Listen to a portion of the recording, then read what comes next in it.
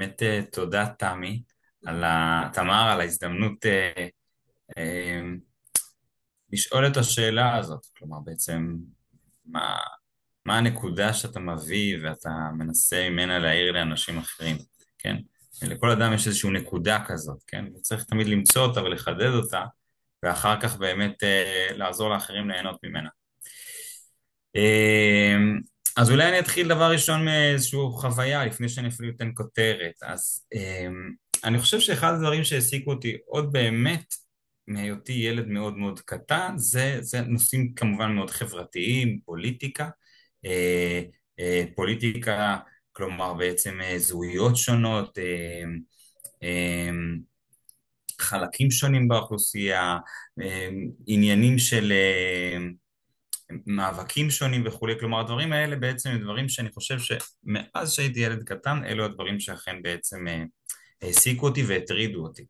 אני יכול גם להעיד על עצמי בהיסטוריה הקטנה שלי, כלומר שאני נולדתי לבית שיש גם אבא דתי ואימא שהיא לא דתייה, ובעצם זה שתי זהויות שונות לחלוטין.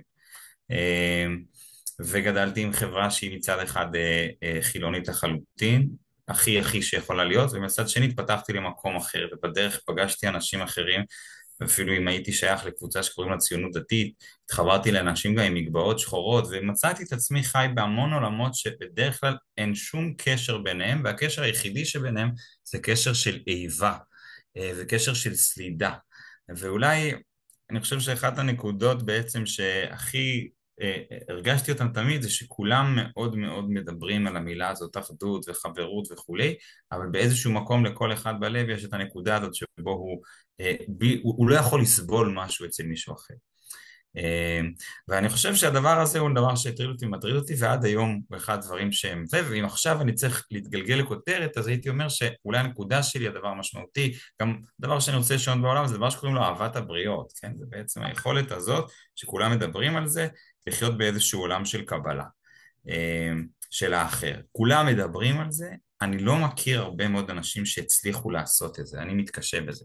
נגיד, תמר לדוגמה היא בן אדם שבאמת יודע לאהוב המון המון אנשים, מבלי לראות דברים אחרים, אבל זה משהו מאוד מאוד ייחודי. אז אולי אני עכשיו קצת ארחיב ואכנס יותר לנקודה, ואז גם אולי לתשובה של הסיפור הזה.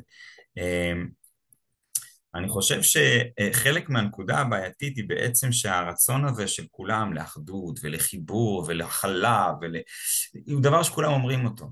הבעיה היא שבאיזשהו מקום נוכחותו של אחר ויהיה האחר אשר הוא יהיה אחר, הוא מאיים עליי. כלומר, עצם זה שיש לו תפיסות אחרות, אז הוא מניח משהו לתפיסות האחרות שלי. אבל לפעמים גם עצם העמדות שלו, אם מישהו חושב שצריך לנקוט בפעילות מדינית כזאת, יכול להיות שהדבר הזה אומר שאם אני חושב אחרת, הוא מסכן את חיי, כי הוא בעצם נוקט פעולות כלומר, זה מגיע עד לכדי כך שבשביל לקבל את האחר, אני בעצם צריך לאיים עליי. וזה איזשהו דבר שאני חושב שהוא מאוד מאוד מאוד קשה להכיל אותו ולקבל אותו. אז אולי אני אציג את זה כאיזושהי שאלה או כאיזושהי קושייה, אבל אולי גם מכאן אני אעבור קצת יותר, אני חושב, לחלק מהתשובה. אולי באמת בהמשך קצת יותר אפשר לפתח אותה, אבל אולי הכותרת שלה זה איזשהו סוג של תמימות. כלומר, תמימות הכוונה לחיות עם איזשהו אדם, עם איזשהו אחר, עם איזשהו מישהו אחר, שבמידה מסוימת, הדרך היחידה שלך לקבל אותו היא פשוט מה שנקרא, זה לא אומר בהכרח להבין אותו, זה לא אומר בהכרח להסכים אותו, אבל זה אומר באיזשהו מקום את המילה פשוט לאהוב אותו. אני אצטט אולי איזשהו משפט שאני מאוד אוהב אצל הרב דסלר, שהוא נוטה לומר שכשאדם מתחיל לראות חסרונות בבן או בבת הזוג שלו, אז הוא אומר זה לא בגלל שפתאום נהיית פיקח, פתאום התחלת לגלות דברים, פתאום אתה חשפת דברים. זאת לא הסיבה שאתה רואה. אלא הסיבה שאתה רואה את זה היא פשוט בגלל שחסרה לך אהבה. כלומר, אם היית יותר אוהב, אז פשוט לא היית רואה את זה, כן? כי כשבאמת אוהבים, אז יש פסוק שאומר, על כל פשעים תכסה אהבה. ואם אני מתמצת על איזשהו פתרון, אין באמת דרך לפתור את הדבר הזה של האחר שהוא מאיים עליי. אין דרך לנסות להגיע לאיזושהי נוסחה אמיתית. הדרך היא, פחות או יותר כמו אצל זוג, אתה לא תפתור את הדברים, אבל אם תאהב אותו הרבה מאוד ותצליח להרבות אהבה אצלך ואצל האחר, אז יש סיכוי שהדבר הזה הוא דבר שיוכל להתאחד, כמו אצל בני זוג, למשהו שיכול לתפקד ביחד.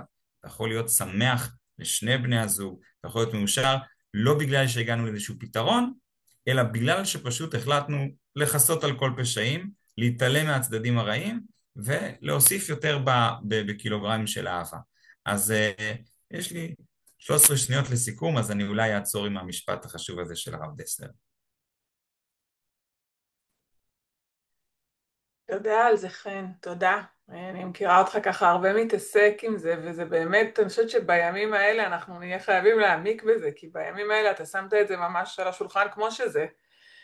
שזה מצד אחד ממש ברמה של איום, של חוויית אפילו איום קיומי. אנחנו מכירים את מה שקורה היום במדינה והפילוג ומחוץ למדינה ובתוך המדינה, ובאותה נשימה, איך אתה